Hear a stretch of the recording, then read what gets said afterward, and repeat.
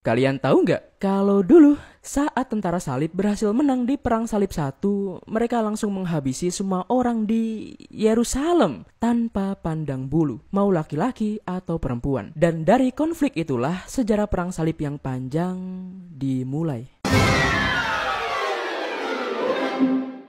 Bagi yang belum tahu, Perang Salib sendiri adalah sebuah usaha dari umat Kristen Eropa merebut sebuah tanah yang mereka sebut sebagai tanah suci, yaitu Yerusalem. Kenapa para umat Kristen menganggap Yerusalem sebagai tanah suci, Bang? Karena di sana terdapat sebuah gereja yang sangat penting bagi mereka, yaitu gereja makam suci, di mana saat aku baca, di gereja inilah Yesus disalibkan, dikuburkan, dan dibangkitkan. Makanya umat Kristen Eropa akan melakukan apapun untuk merebut tanah itu. Sedangkan untuk umat Muslim, di Yerusalem terdapat salah satu masjid yang sangat penting, yaitu Masjid Al-Aqsa, tempat di mana Nabi Muhammad SAW melakukan Isra Mi'raj. Karena tanah ini dirasa penting bagi kedua pihak, maka dari itu sengketa tidak bisa dihindarkan, dan terjadilah apa yang selama ini kita sebut dengan Perang Salib. Sebuah konflik yang sangat berkepanjangan, bukan cuma terjadi sekali dua kali, tapi 8 kali. Dan sekarang aku mau cerita tentang peristiwa yang pertama. Perang Salib pertama diinisiasi oleh seruan Paus Urbanus II pada tahun 1095.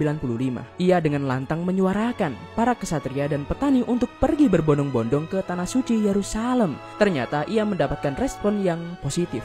Dan karena didorong oleh semangat keagamaan, janji pengampunan dosa, dan iming-iming kekayaan, ribuan orang memulai perjalanan yang penuh rintangan ini. Dan pada bulan Agustus 1096, para kelompok tentara salib ini sampai di Konstantinopel, ibu kota kekaisaran Bizantium. Singkat cerita, pada 1 Juli 1097 terjadi pertempuran yang disebut sebagai pertempuran Dorileum, di mana para tentara salib berhasil mengatasi perlawanan tentara Turki dan sekaligus melemahkan mereka. Ini adalah kemenangan penting bagi mereka, karena setelah kemenangan ini moral mereka langsung naik dan semakin percaya diri. Tapi kebahagiaan mereka harus terhenti ketika pada bulan Juni 1098 tentara salib berhasil menguasai Antioquia. Mereka memang berhasil menguasai salah satu titik yang penting bagi musuh. Namun terjadi sebuah pertikaian internal di kubu mereka. Mereka berebut siapa pemimpin sesungguhnya. Mereka juga akhirnya menemukan perbedaan sudut pandang antara agama dan ambisi politik. Dan karena inilah perjalanan mereka ke Yerusalem yang sedikit lagi sampai malah tertunda karena rebutan siapa yang jadi Rangers merah. Tapi pada 1099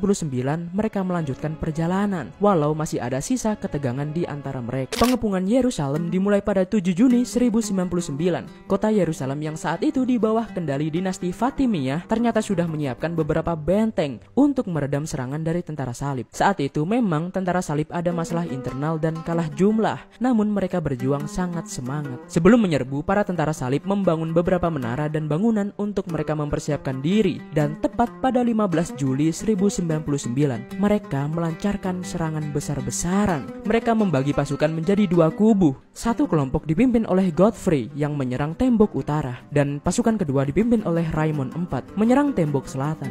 Dan yang berhasil menjebol tembok dan masuk ke kota Yerusalem adalah pasukan yang dipimpin oleh Godfrey. Dan ya, begitu mereka masuk ke kota, tentara salib melakukan sesuatu yang di luar dugaan kita, yaitu menghabisi semua orang di sana secara besar-besaran. Bahkan saking mengerikannya, catatan tentang apa yang terjadi saat itu semuanya dihapuskan. Mereka tampaknya didorong oleh sebuah keyakinan atau bahkan amanat dari seseorang, sehingga mereka tidak menunjukkan belas kasihan sedikit pun terhadap populasi Muslim dan Yahudi di kota itu.